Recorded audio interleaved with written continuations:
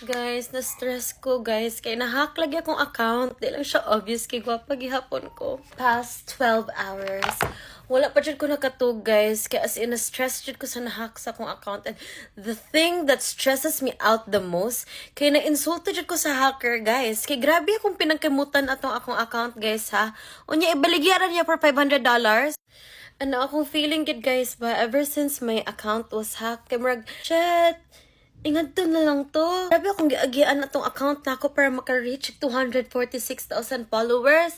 Hapit ko wala nakapasar sa bar exam. Hapit ko wala na abogada. Nabagsak pa ko sa law school. Hapit ko wala nakagraduate. Unya, inadtura ka dali i-hack? Yung ka nga hacker ka, ha? Anyway, guys.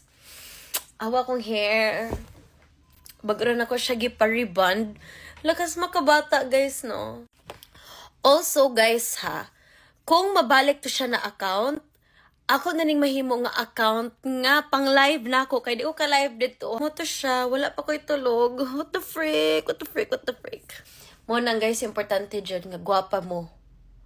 Kay bahalag unsa kadako inyong problema, bahalag unsa mo ka stress.